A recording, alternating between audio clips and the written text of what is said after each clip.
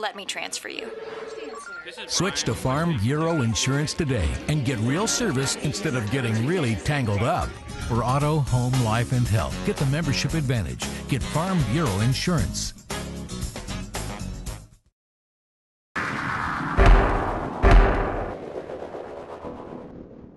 What a tremendous game, and what a great team Delaware is. They're a very good team, and they're going to win a lot of football games. And I'm just so proud of the heart and the resiliency of the Spiders and the guys that stepped up and made plays. Hofstra is again a very improved team. They have a lot of their players coming back. A very dynamic receiver in Aaron Weaver.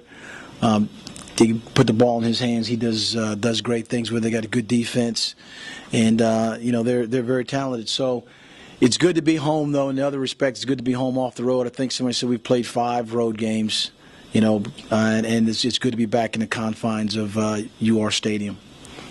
All right, Coach. Thank you. Questions now.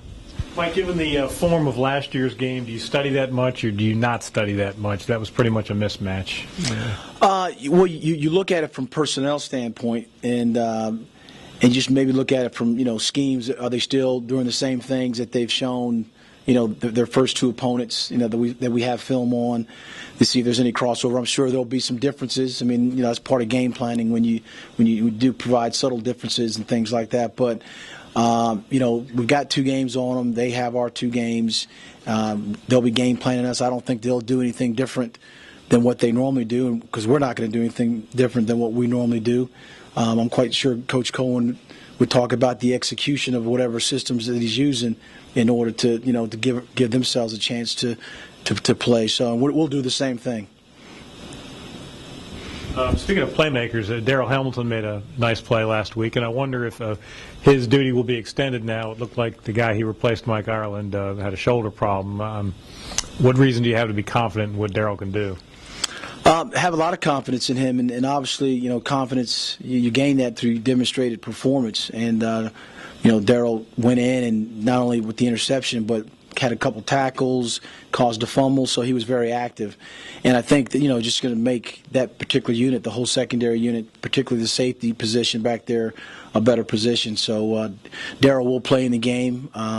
We'll try to find some more roles for him to do that'll help us. Coach, I know that the beginning of your schedule was maybe one of the toughest in the country, but do you have any questions or do you have any concerns about your offense so far, particularly the running game, or is it just going to have to take a couple of weeks? I think, it was against 2 very, very good teams. As we saw, Duke had an opportunity to play Army and show what they're very capable of. And I think it's just a matter of, like I said, Delaware is probably one of the better teams in our division, in our conference, and in the FCS. And obviously we got to do some things to shore up what we do, but I think it'll kind of all come out here in the next couple of weeks or so when you get a chance to have some games under your belt. People are looking at statistics now, but it's all relative to who you're playing and when you play, and then all that'll start kind of metering out here once you start getting into the meat of your schedule. With putting Kevin on the punt or the field goal block on Saturday, which ended up working out.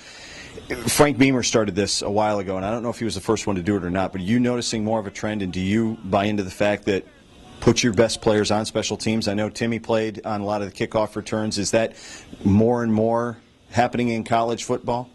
I think so. And in our case, it didn't take rocket science to find out that Kevin Grayson and Max Prokel have the highest vertical leap on our team. And in a situation like that, it calls for somebody going vertical and trying to knock a ball down. Then why wouldn't you use those 2 guys? And so I think what you say is true, particularly at our level with the limited number of scholarships, that you try to put the players out there in the positions that can help you that can help you win. And but those 2 guys are great additions to that, and we got some more players to put in positions to help us also. Is Saturday an example of what championship teams do? You've got that experience now, but winning a game like that, the way you win it, there's a million different ways to win a game. Well, it just shows. I don't know about what championship teams do. It just shows that when sometimes you use the slogan about football's a game of inches. Well, literally, it's a game of inches. I mean, if the ball's kicked, 2 inches to the left or to the right or higher than Kevin's grasp, then we lose the game. So I think it drives home the point that every inch, every yard, things like that do count, because as we just saw, all it took was just for Kevin to get his right hand on the ball, and that was it. Coach, in terms of the fan support you've seen at Duke, what are you expecting for this first home game now? Well, I mean, hopefully, a large student following. We have our school newspaper back here and our editor back there, so I'm making a shout out to the students to come out in red and be loud, face paint, body paint, whatever, just come out with a lot of enthusiasm. So I'm hoping that the crowd that was there on the away trips was nice to see. It was nice that the players felt that after the game they could run over there in that particular section and thank the crowd for showing up, and hopefully the next two home games that we, not only the students but again the community, to come out in red and just with all the other things that are going on about the last year, the stadium and all that, just really be representative.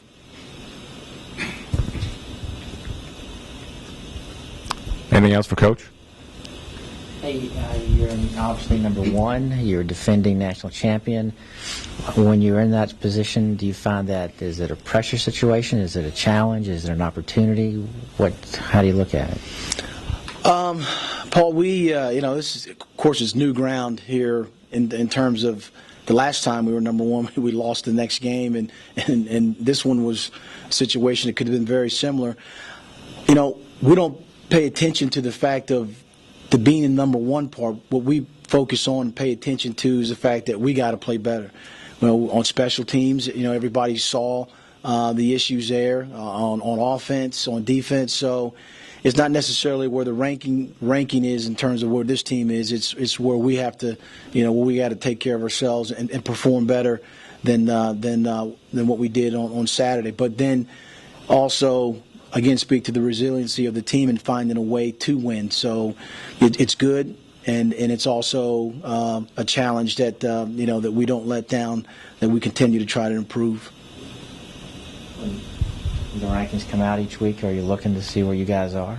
No, I don't read the rankings. I don't message boards or anything like that. It's there, for everybody else to see and talk about. The players, we don't talk about it.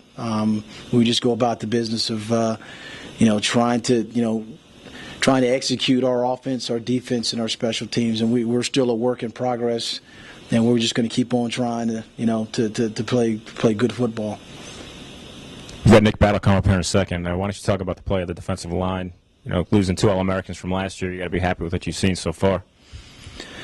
Yes, it's that's a nature of sport, nature of something that there's a turnover, and that eventually someone else is going to have to step up and be counted on to make plays. And I think Nick has done an outstanding job of doing that. I mean, he's going to have opportunities for sacks, but he's done a great job putting pressures on the quarterback. And sometimes some of the statistics you don't look at or see are those hurries or those hits on the quarterback that have a direct effect on the quarterback's completion percentages, or whether he pulls the ball down and scrambles. And I just think Nick and Pierre Turner are doing a good job right now, and we just still got to keep getting better at that standpoint of putting pressures on the quarterback, causing turnovers.